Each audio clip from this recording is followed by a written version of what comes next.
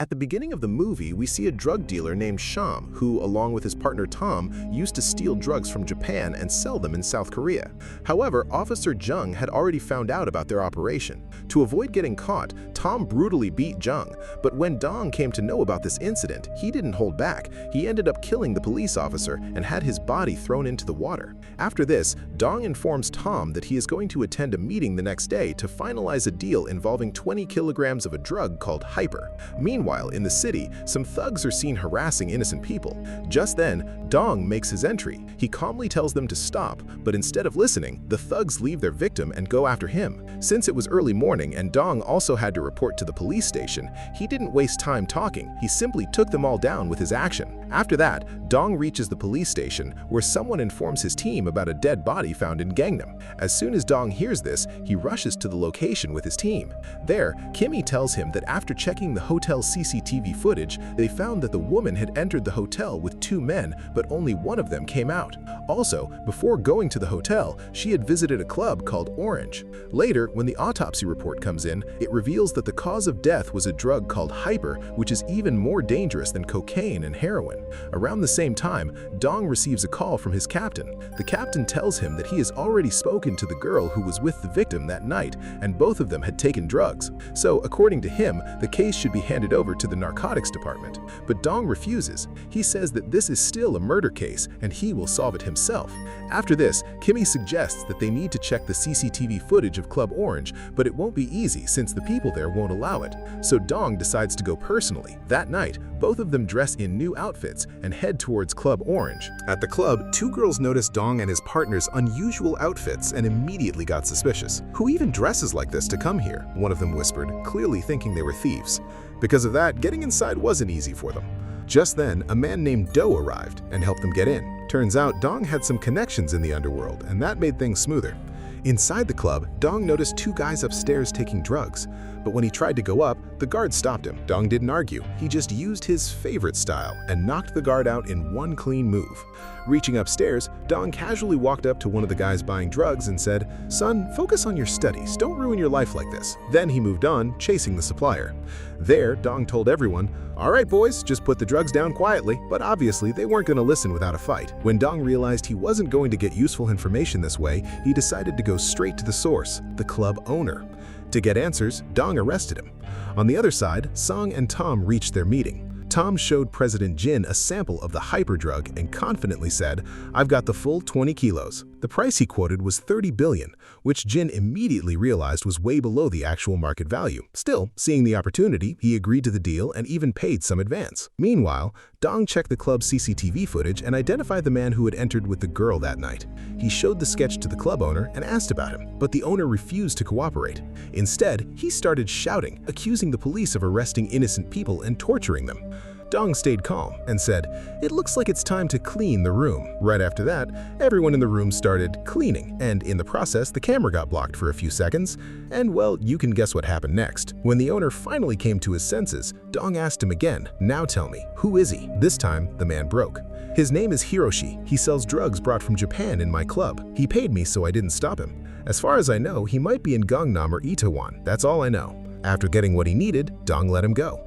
Now convinced that President Jin might still be dealing drugs in Gangnam, Dong headed there with his team. With Dong leading the way, they reached Jin's house. The bodyguard tried to stop him, but no one has ever been able to stop Dong, and today wasn't going to be any different. During the interrogation, the club owner finally told Dong there's a Yakuza guy. He's the one supplying these drugs. On the other side, the captain was already on the move. He'd found out about Hiroshi's hideout and was heading there with his team. Just then, Dong called him and warned him, "That place is dangerous. Stay alert." The captain still moved in. After a short but intense fight, they managed to capture Hiroshi and his men. Not only that, they also recovered the full 20 kilos of the hyperdrug. Everything seemed under control. But while transporting them back to the station, suddenly a car rammed into their vehicle. The impact was brutal. The officers were badly injured. 3 men stepped out of the car, grabbed the 20 kilos of drugs, and before leaving, they killed Hiroshi on the spot. And those 3 men, they were none other than Song and his crew. After this, Song went straight to Tom's office. The moment he entered, he started beating Tom mercilessly. "You had one job, just one," he snapped. The responsibility of handling the drugs was given to Tom, but he completely messed it up. The truth was, those drugs actually belonged to President Jin, who was connected to the Yakuza. Song and his people had stolen those drugs in the first place. Still, Song gave Tom one more chance. "Repack the drugs properly. Tomorrow, we deliver them to President Jin." Meanwhile, Dong reached the hospital to meet his team. One of his teammates, Tyson, was seriously injured and kept in the emergency room. The situation had suddenly turned personal. At the same time, Tom went to a man named Yang, who specialized in packaging drugs. Tom told him, "Hiroshi is dead. You're taking his place now. From today, you handle the supply." Elsewhere, another police officer named Donggu came to the Dong. He revealed something shocking. "The girl found with the drugs, she was connected to my leader, Officer Jung. He's been missing for days." He continued, "Officially, this case belongs to the Guriana Police Department, but Officer Jung was secretly working on it. Yakuza and a group called White Shark used to distribute hyperdrugs. 2 years ago, Guriana Police wiped out White Shark, but now someone new is working with the Yakuza again." Hearing this, everything started connecting in Dong's mind. Without wasting time, Dong went straight to Guriana Police Station to meet the drug investigation team. But the twist? That team was none other than Song and his crew. Dong started questioning them, trying to dig deeper into the case, but Song immediately shut him down. "This case doesn't belong to your department," Song said coldly, "so just walk away." Dong was just about to handle the interrogation in his own way when Kimmy stepped in and stopped him. "Not here," she signaled, and somehow managed to pull him away. Both of them left the place before things got out of hand. After that, we're introduced to a man named Lalton, a car dealer who also owned a club. When Dong came to meet him, Lalton misunderstood him for a thug and immediately got into fighting mode. But the moment Dong revealed his identity, well, let's just say Lalton's confidence disappeared real quick. When Lalton finally came to his senses, Dong calmly asked, "Who's dealing drugs in your club?" Lalton had already seen what Dong was capable of, so he didn't try anything smart. He showed him photos of Tom and Young and said, "These two, they're the ones." On the other side, we see President Jin, the real owner of those 20 kilograms of hyperdrugs that Tom had stolen.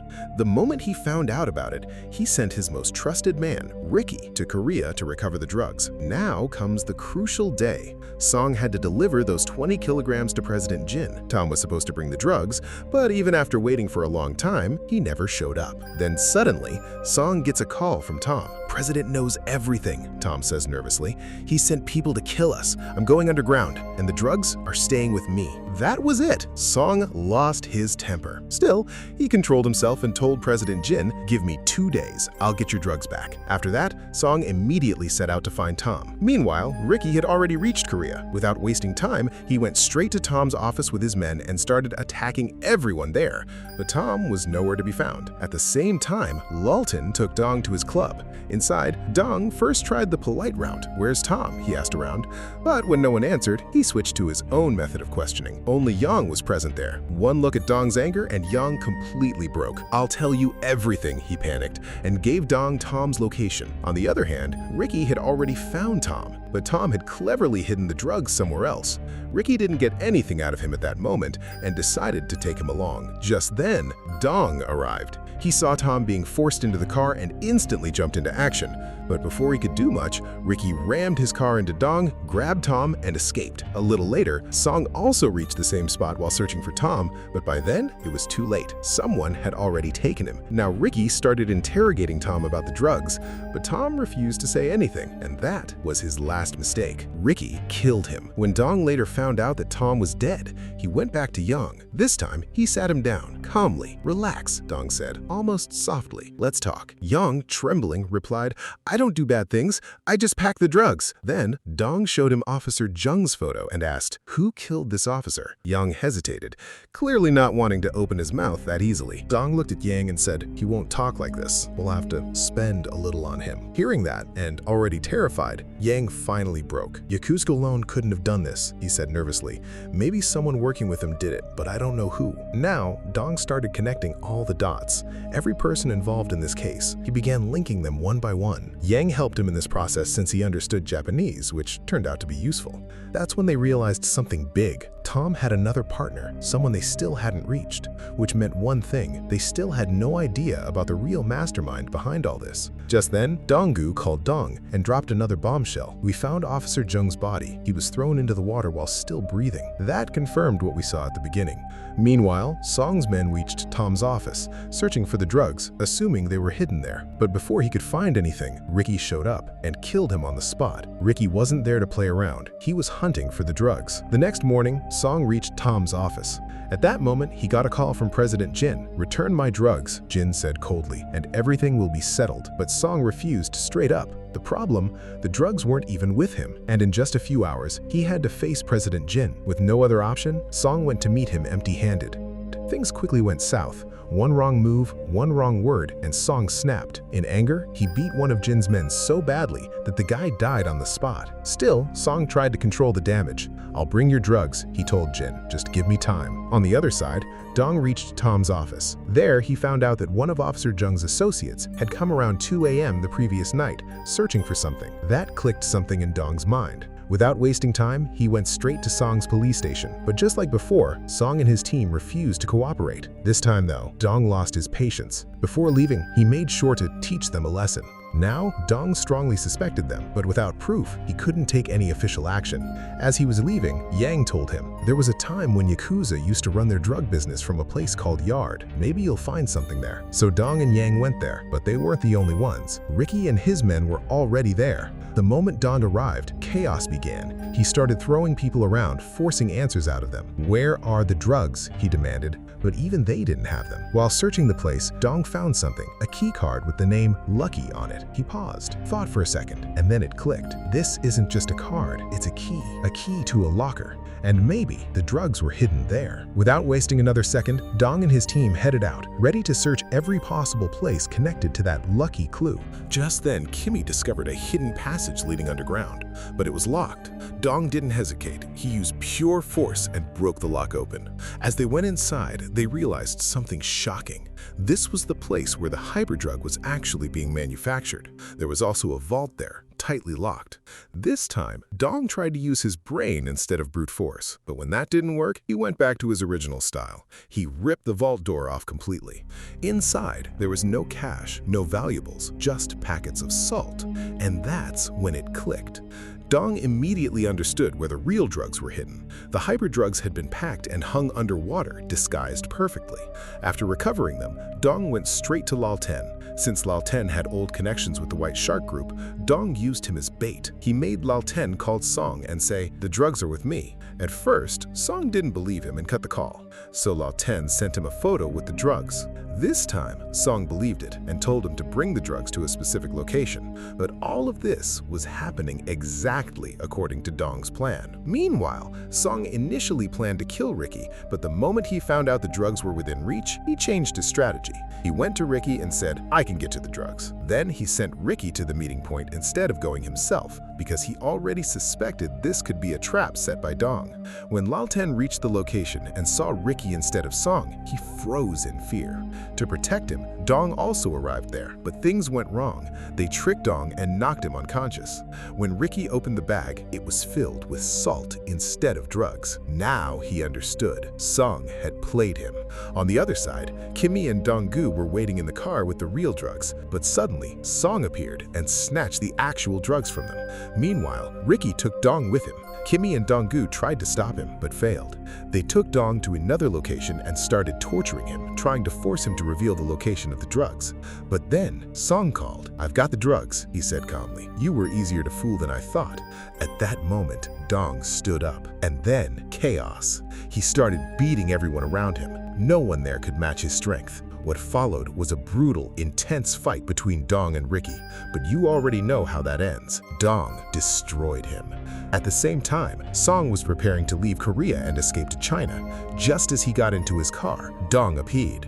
The moment Song saw him, he tried to run, but Dong had already planted a phone inside the drug bag earlier. He tracked him down easily.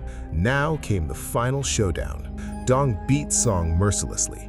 Desperate, he said, "Let's split the money, 50-50. Big mistake. Dong didn't stop. In the end, Dong did what he's known for. He finished the job. With Song dead, the entire case finally came to an end. After that, Dong and his whole team celebrated, finally breathing in peace after everything they went through. And just when you think it's over, in the post-credits scene, we see Officer Jung in the ICU, alive. He's recovering, living quietly. Then Dong walks in and says, "I've got a new case, and I need you." And just like that, it's clear, the story isn't over yet.